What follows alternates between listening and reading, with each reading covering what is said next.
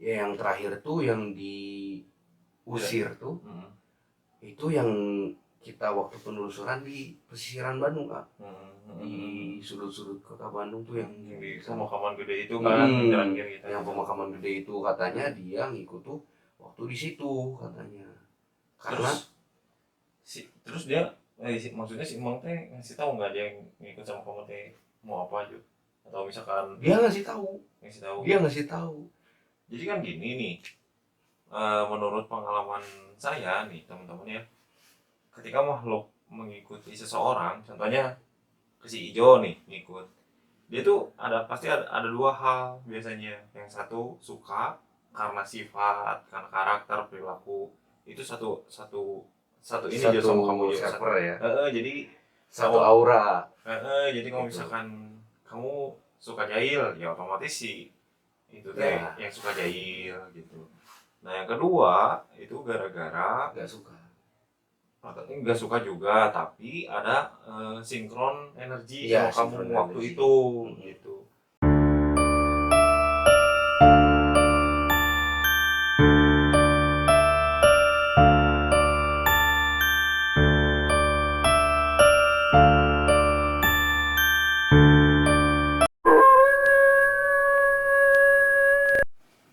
Halo, assalamualaikum warahmatullahi wabarakatuh.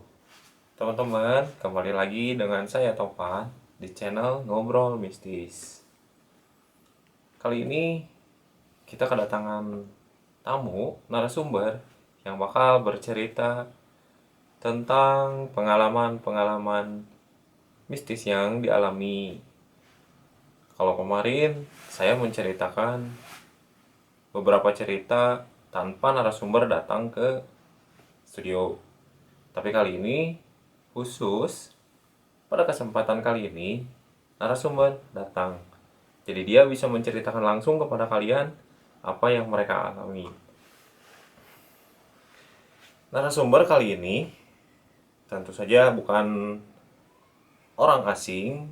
Dulu saya dengan dia pernah melakukan beberapa kali penelusuran, beberapa kali tempat horor juga, tempat angker juga. Tetapi mungkin sebagian dari kalian belum tahu, biar nanti dia sendiri yang menceritakan. Oke, tanpa banyak kita berlama-lama, kita langsung ketemu dengan narasumbernya. Check it out. Oke teman-teman, kali ini narasumbernya sudah bareng dengan kita. Dia biasa dipanggil Ijo, tapi nama aslinya bukan Ijo. Nama aslinya Andi Faisal. Halo Jo, Kabar baik. sehat Jo? Alhamdulillah untuk sekarang sehat. Sibuk apa Jo sekarang Jo? Sekarang kerja, habis pulang kerja ya nyari-nyari kesibukan lah. Nyari kesibukan apa, nyari nyari konten lagi gitu. Kalau nggak konten ya paling di rumah ya lihat-lihat sosial media gitu lah. Ya, jadi teman-teman, dulu Ijo ini kita pernah beberapa kali Jo melakukan penelusuran ke tempat-tempat Iya, yang lumayan menarik menurut tim. ya beberapa kali lah ya. Nah, Bisa dibilang banyak juga. Tapi untuk kali ini kita mau bicarain tentang apa nih, Kak? jadi khusus di sini kamu ceritain pernah mengalami hal-hal mistis, maksudnya hal-hal yang di luar nalar Iya. orang biasa. Apa yang pernah kamu alami, ceritain ke mereka. Oke. Terus kamu kan ngalamin tuh Ya, hal-halnya kan. iya banyak banget. Nah, nah rasanya tuh gimana sih Jo gitu ngalamin hal seperti itu gitu. Jadi kita ngasih tahu ke teman-teman nih, khususnya teman-teman yang belum tahu atau yang belum pernah ngerasain gimana rasanya mengalami hal-hal di luar akal sehat, tentunya hal-hal mistis. Nah, gimana sih rasanya gitu Jo, males ngalamin hal itu gitu. Untuk merasakan sebenarnya dari kecil ya, dari kecil cuma karena kita masih kecil tuh kita belum tahu. kita belum tahu, belum bisa membedakan mana yang mistis dan mana yang enggak gitu. Tapi untuk, sekarang-sekarang waktu sudah dewasa umur 18 tahun ke atas tuh udah mulai kerasa banget dari bagian perut sama kepala tuh kalau misalnya memang ada sesuatu yang berbau mistis, perut itu rasanya kayak apa ya, mual gitu, kayak dikocok, diputar-putar perut tuh. Kayak ada yang di dalam gitu yang apa ya, yang ngocok-ngocok perut gini lah, yang mual banget gitu. Terus dari kepala juga kayak pening begitu, kepala tuh pusing dan perut juga mual, ditambah lagi perasaan kita tuh meskipun kita udah positive thinking tetap aja gitu, perasaan ada yang lihat atau perasaan ini ada yang ngikutin atau nggak tenang terus kenapa jadi deg-degan seperti itu. Dan penglihatan kita dan pendengaran kita tuh fokus terus gitu sama sesuatu yang padahal itu nggak ada, tapi kenapa kita pengen selalu lihat ke sudut itu, atau misalnya kita pengen denger sesuatu yang nggak pengen kita denger gitu. Kayak, ih kok tiba-tiba, indera pendengaran itu tajam banget gitu sampai ke, apa ya, sampai ke suara gemericik aja kedengeran banget gitu. Itu, eee, Hal yang pernah dialami Jo, hal mhm, mistis yang pernah dialamin sama kamu apa Jo? hal mistis sebenarnya dari kecil banyak, Kak, Yang baru-baru ya? Yang terupdate yang yang terupdate? terupdate gini Mhm. lah ya, yang terupdate kemarin-kemarin, belum semingguan lah ya, tiba-tiba didatengin sama mendiang kakek, ya mungkin itu korinnya atau sebagainya lah ya. Mhm.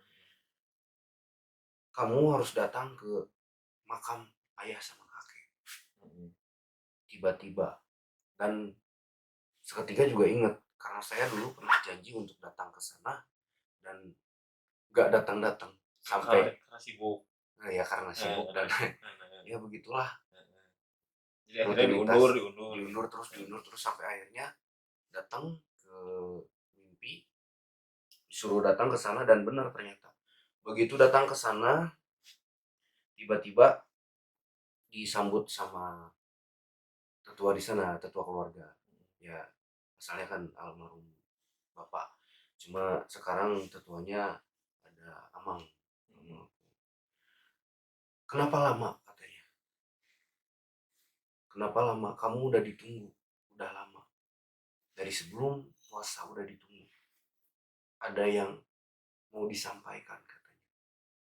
Dari mendiang kakek dan ya meskipun saya orangnya masih agak percaya, nggak percaya apakah itu asli mendiang atau cuma korin gitu. Tapi yang jelas, eee, amang saya juga didatangi didatangi langsung katanya. Mhm. Didatangi langsung dan, eee, meminta saya untuk ke sana.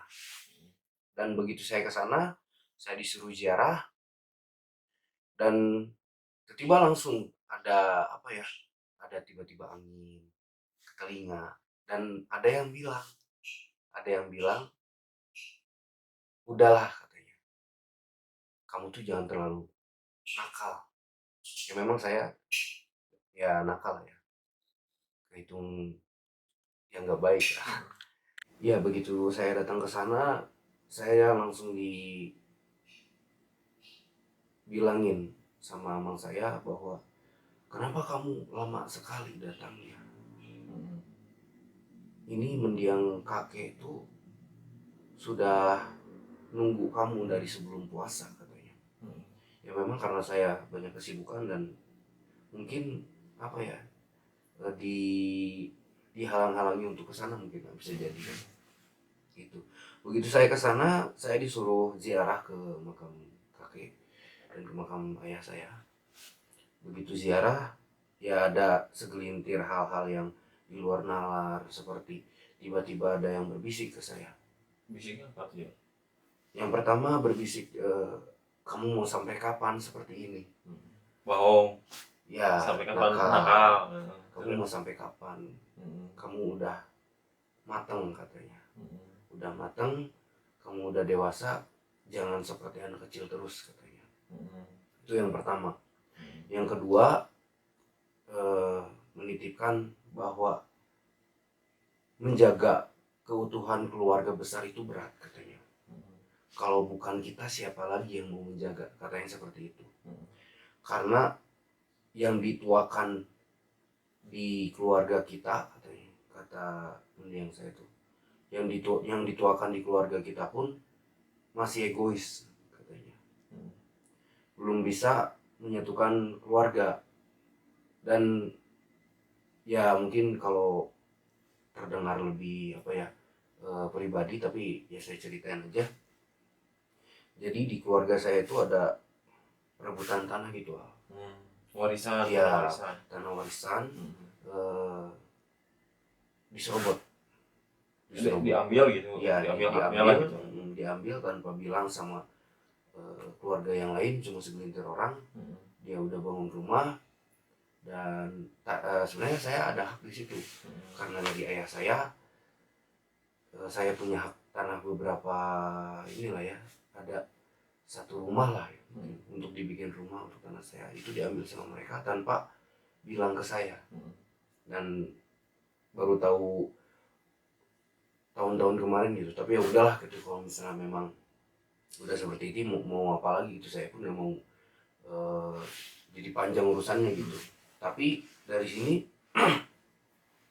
masih jadi perdebatan gitu untuk yang lain. Mungkin ada anggota keluarga yang masih dendam juga, nggak nerima. Ya, nggak nerima. Terus dari nenek pun banyak yang bilang, dari adik-adiknya ayah tuh, karena ayah itu anak pertama, adik-adiknya tuh bilang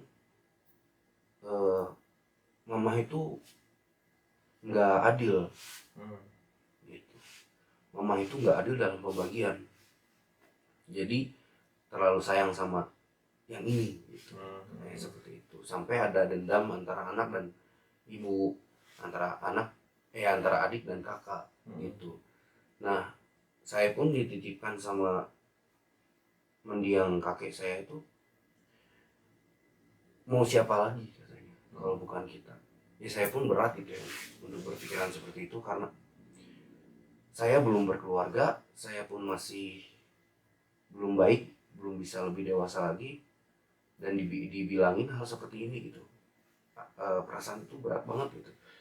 Aduh, saya diamanahin seperti ini gitu. Nah, terus yang terakhir, dia menitipkan, bilangnya seperti ini, nitip kumis kucing. Maksudnya apa tadi? Nah, nitip kumis kucing. Yang saya nggak ngerti, saya kira kumis kucing itu bunga kumis kucing loh. Nah, kata saya itu nyari di mana kumis kucing. Saya sampai heran gitu. Udah ada beres dari ziarah, saya ke nenek, karena nenek masih ada kan. Saya ke nenek, saya bilang, ada kumis kucing nggak? Nah, kumis kucing nyari di mana katanya. Kumis kucing tuh nggak tahu ya. Ada yang mandat kan, mendiang kakek itu bilang sama saya, mau nitipin kumis kucing katanya. Aduh, nggak tahu di mana. Saya ya nggak inilah ya, mungkin nggak terlalu jadi pikiran untuk saya, karena saya orangnya bukan orang yang berpikiran sampai ke akar-akarnya gitu, dipikirkan terlalu larut gitu. Saya orangnya yang easy going aja lah gitu. Udah beres dari situ, amang saya menyuruh saya untuk mandi.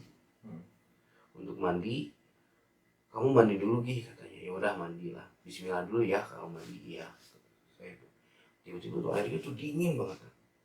Wah, kok dingin banget airnya tuh, Ben? Kalian mandi siang mandi atau sore ya. Kok dingin banget? Biasanya nggak dingin gitu. Ini biasa gitu, nggak terlalu sedingin itu biasanya. Karena sebelumnya kan saya ke air gitu. Saya cek airnya nggak dingin, tiba-tiba pas mandi dingin banget. Dan dibilangin, buat kamu ini katanya, buat jaga-jaga, saya dikasih sepotong kayu kaboa. Sepotong kayu kaboa, bukan kayu sih, pohon. Pohon ya, pohon kaboa sepotong segini kalau nggak salah tuh, masih ada nggak ya? Sebentar.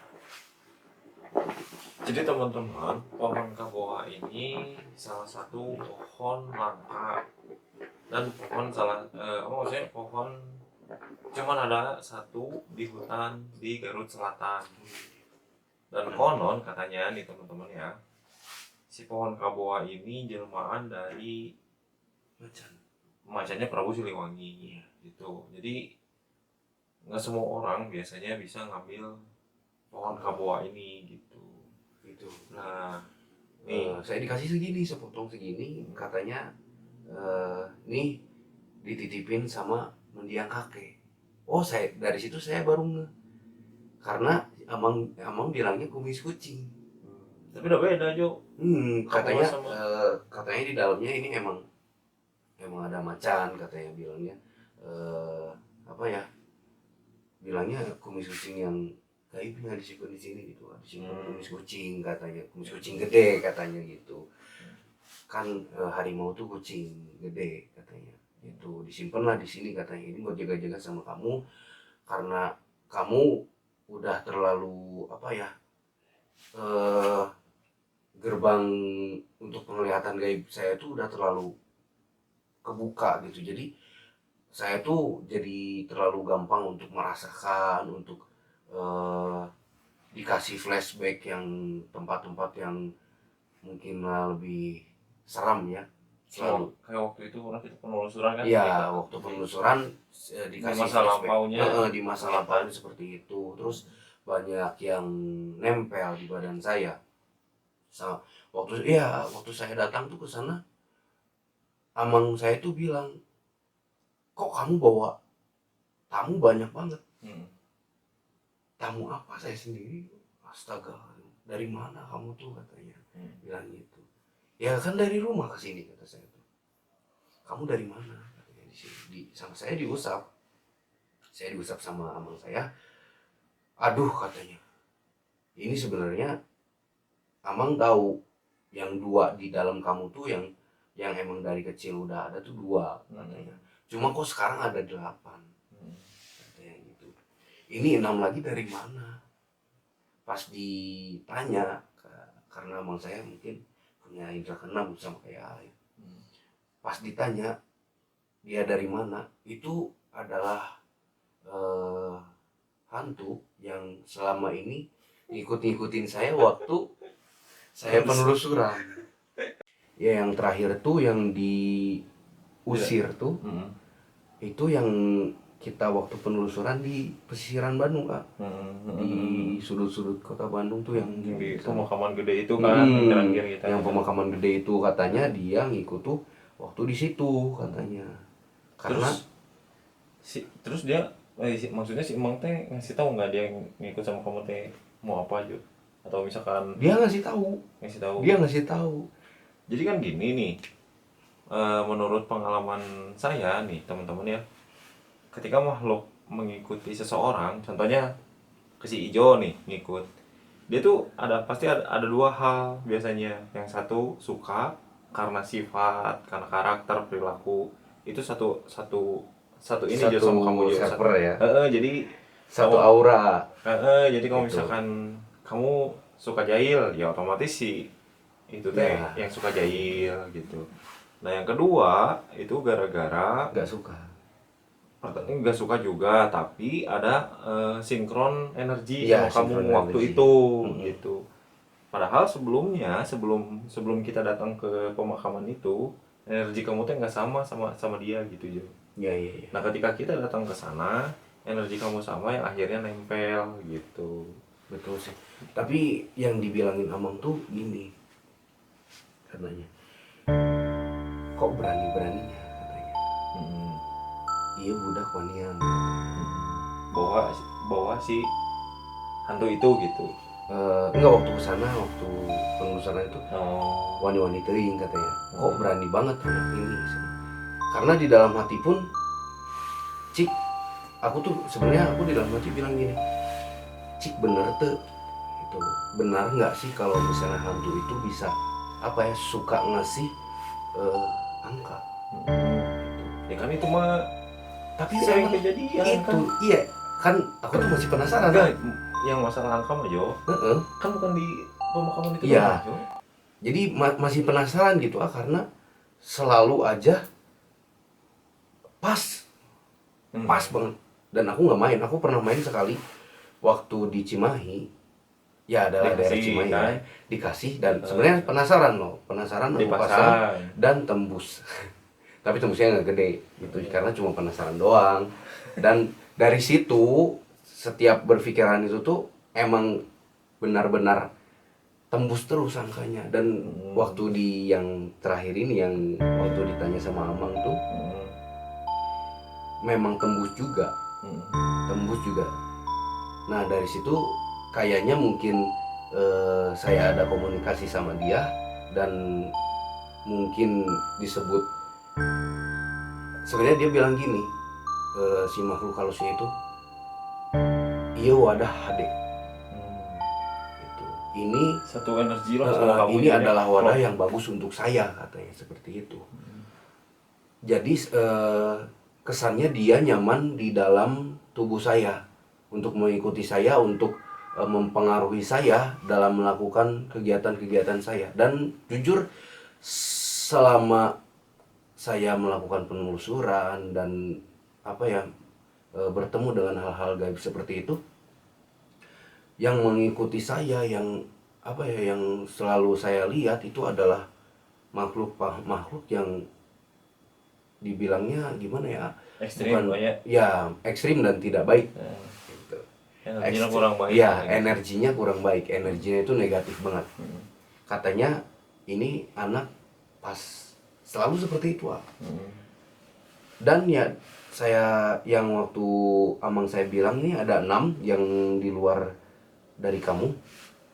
Jadi yang murni bawaan dari dalam, dari tubuh saya itu ada 2. Ada dua. Kakek-kakek dan macan. Itu yang 6 ini berbeda katanya. Yang 2 perempuan, yang 2 siluman, dan yang 2 tinggi besar itu. Dan pas ditanya satu-satu pun mereka jawabannya ini wadah bagus. Saya nyaman tinggal di sini katanya. Saya nyaman, mereka tuh nyaman tinggal di badan saya. Dan akhirnya kan kamu jadi senangnya ke hal Ya, negatif. dari situ memang hal negatif itu saya gampang banget terwujud tuh, gampang sekali. Bahkan sampai ke cewek, sampai ke judi, sampai ke apa ya, pemikiran-pemikiran negatif tuh selalu mudah untuk saya gitu. Tapi untuk hal kebaikan seperti ibadah, terus Susah pisan. ya untuk Sholat berbagi gitu kan. ya, berbagi ibadah sholat kayak gitu susahnya minta ampun gitu. Saya waktu puasa aja, puasa cuma 3 hari Sebulan. dalam sebulan. Puasa terakhir kemarin. Puasa kemarin, Awal puasa. awal puasa, tengah puasa, dan akhir puasa. Itu mungkin jadi orang-orang dulu tuh bilang kan puasa itu setan-setan, iya setan-setan itu dirantai, padahal enggak. Setan itu dirantai, memang setan itu dirantai, tapi jin itu tidak. Jin itu masih bebas karena jin itu sebenarnya sifatnya sama seperti manusia, cuma dia bentuknya jin gitu. Jin itu nggak dirantai. Dan ternyata dari jin-jin yang negatif itu, meskipun mereka mungkin dibatasi pergerakannya, ternyata begitu kita melakukan hal negatif tuh mereka tuh diperkuat lagi ternyata gitu. Mereka tuh lebih kuat dengan hal-hal yang manusia lakukan yang negatif. Tapi begitu manusia melakukan hal-hal yang positif, mereka langsung lemah. Katanya seperti itu. Dan dari ke-6 itu semua, alhamdulillah katanya dibuang. Ya saya juga lega gitu. Cuma ada efek sampingnya. Efek sampingnya lumayan besar untuk untuk kehidupan saya, untuk aktivitas saya. Dari perempuan Pada hilang semua. ya, Susah. karena jujur waktu sebelum puasa Koleksi. HP saya tuh ibarat tuh asrama perempuan. Nggak tahu ya, banyak yang bilang muka kamu jelek tapi selera kamu kok gitu, nggak apa ya, nggak berkaca diri gitu, muka jelek pengen yang cantik dan dapat terus gitu katanya. Ya ternyata ada rahasianya gitu. Dan sehabis dimandikan dikasih barang ini, Kaboa katanya kamu barengin sama ibadah wirid juga, kamu harus nyobain puasa minimal Senin Kamis dulu katanya. Minimal Senin Selama Kamis. Nggak tahu sih kalau misalnya cuma dibilang seperti itu ke saya. Biasakan katanya, biasakan kamu ibadah dan wirid, sok nanti pasti kamu lebih enak katanya badannya, kamu lebih dibentengi katanya gitu. Nah ya alhamdulillah dari situ emang kerasa banget badan tuh enak, enteng gitu. iya, jadi buat kalian nih teman-teman yang maksudnya kayak pengen ngedeketin cewek pakai hal-hal yang seperti Iya. tadi, yang pakai pelet lah apalah gitu, janganlah kalian pernah coba-coba gitu, karena saya pernah punya pengalaman juga itu yang di Cimahi itu. Ya. Itu kan berburu lah sana kesini dan segala macam, akhirnya karena dia nggak kuat, dia nggak bisa mengimbangi dengan keimanannya, dengan ibadahnya, yang akhirnya kembali ke dirinya sendiri. Nah, karena ya maksudnya jadi bisa dibilang orang ODGJ juga, ODGJ juga, cuman Orang dengan gangguan jiwa ya. cuman kayaknya tuh nggak 100% ODGJ, karena kalau kita ajak ngobrol masih nyambung, cuman dia tuh pikirannya imajinasinya tuh wah, jauh gitu ya, jauh banget. Udah bisa ngebedain alam kita sama alam itu. Alam dia sebenarnya dia jadi dia ngomong apa keluarganya bilang nggak pernah dia seperti itu gitu. Padahal dia ngerasanya kayak dia tuh kerja di mana gitu, kerja sehari 24 jam, padahal dia tuh nggak kemana-mana gitu, hanya di situ. Biasanya kayak gitu, dan orang-orang kayak gitu setengah sukmanya tuh pergi gitu, di bawah gitu setengah sukmanya, jadi dia ngerasa bahwa dirinya tuh kemana gitu, padahal itu ada di rumah yang ngapain gitu. Jadi lebih baik kalian ya maksudnya Pikir lagi lah. Iya, pikir lagi lah, maksudnya kehidupan yang Allah kasih saat ini adalah yang Kehidupan yang terbaik terbaik. buat kita. Ya pesan juga untuk orang-orang yang pengen melakukan jalan pintas gaib gitu, untuk yang ke cewek atau yang mungkin ke kekayaan atau mungkin ke karisma itu, jangan salah kaprah gitu. Jangan kita berpikir bahwa yang dikasih ke kita itu untuk itu. Kayak misalnya datang ke orang pintar nih, saya pengen punya banyak perempuan gitu. Bisa aja kalian dimasukin hal-hal yang malah menghancurkan diri kalian, seperti harusnya mungkin ini untuk perempuan malah jadi bumerang untuk kita, kayak dikasih ini loh, dikasih hantu yang riwit gitu, kayak dikasih genderuwo, kayak dikasih ya setan-setan, bukan setan ya, hantu-hantu yang nggak ke situ gitu. Jadi jangan apa ya, jangan sekali-kali gitu kalau kita nggak punya pegangan, kita pengen melakukan hal jalan pintas gaib seperti itu, ya lebih berpikir lagi, karena belum tentu yang datang ke kita itu adalah karomahnya untuk yang kita pengen. Bisa aja malah menghancurkan diri sendiri gitu. Ya, oke teman-teman, Lanjutlah sesi 2. Kita masih ada cerita yang lain, cerita yang lebih menarik, tapi untuk kali ini kita cukupkan dulu sampai di sini. Kita lanjut di part kedua tentang pengalaman mistis yang dialami sama Andi. Jangan lupa pantengin terus channel Ngobrol Mistis. Jangan lupa Like, komen, and subscribe. Bye. Assalamualaikum.